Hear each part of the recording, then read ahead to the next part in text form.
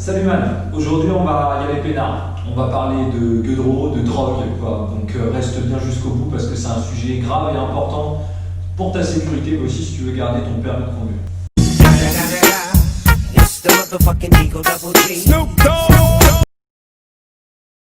Bon, une fois n'est pas coutume, on va écouter la question posée par l'homme que l'on nomme Jean-Yves. Laisse le bon sens te guider pour bien répondre à cette question. Et puis on revient après pour faire une correction détaillée. Question numéro 10. Le dépistage de stupéfiants est obligatoirement effectué sur un conducteur impliqué dans un accident. Mortel? Réponse A. Corporel? Réponse B. Matériel? Réponse C. Tu veux la drogue, hein? Bon, c'est quoi ta cam? Cannabis, cocaïne, ecstasy, Nutella? Dis non, tu as la vache qui rit ou pas? En conduite, t'as le droit qu'au Nutella, mon vieux. Le reste, t'oublies tout de suite. Déjà que sans te droguer, t'arrives à faire des bêtises au volant, alors imagine si t'es défoncé. Ça demande quand même des bonnes facultés de concentration et d'analyse, donc quand t'es fond, tu peux pas les avoir. Ces substances altèrent toutes ces facultés. Tu n'es pas toi-même et du coup, qui tient le volant? En plus de ça, on est en France. C'est totalement illégal de consommer. Donc si tu veux consommer de la drogue, tu trouves un pays où c'est légal. Moi, je suis pas là pour te faire la morale, je pense que tes parents ou ta famille fait ça très bien. Mais laisse-moi juste te donner les infos que moi j'ai en ma possession, afin que tu sois prévenu. J'estime qu'en tant que conducteur, t'es pas un gamin, donc je te parle comme à un adulte, je te donne les infos, t'en fais ce que tu veux.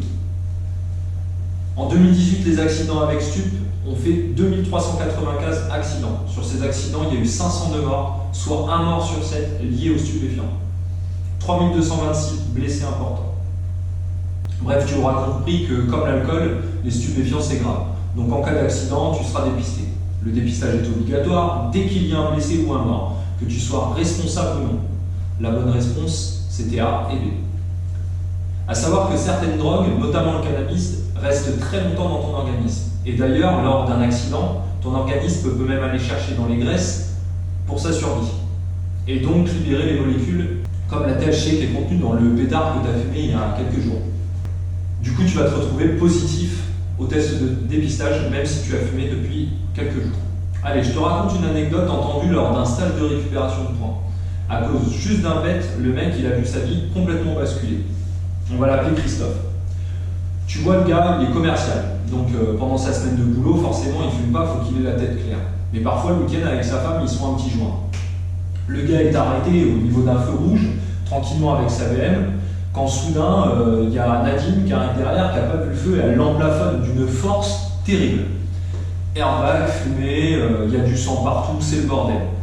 Donc forcément, il y a des bobos. Les pompiers arrivent, suivis des collègues gendarmes, et du coup, il y a dépistage. Christophe est donc positif, malgré que son dernier pétard remonte à plusieurs jours.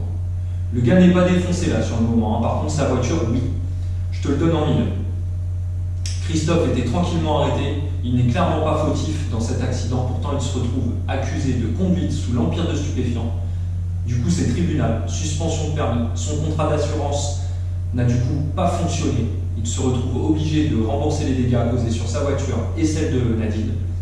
Il a perdu plusieurs dizaines de milliers d'euros dans l'histoire, son permis et aussi son boulot de commercial. Donc ici retiens juste qu'occasionnel ou non, le cannabis ou les autres stupéfiants c'est pas anodin. Maintenant, tu es au courant, donc t'en fais ce que tu veux. Moi, je voulais juste te passer le message. J'espère que la vidéo t'a plu et que du coup, tu n'achèteras plus de cocaïne, mais seulement du Nutella. Comme d'habitude, histoire de faire un peu le forceur, je te laisse checker ma page Facebook et mon compte Instagram. Et pose-moi les questions que tu veux pour que je puisse t'aider à obtenir le code de la route et aussi ton permis de conduire. Salut!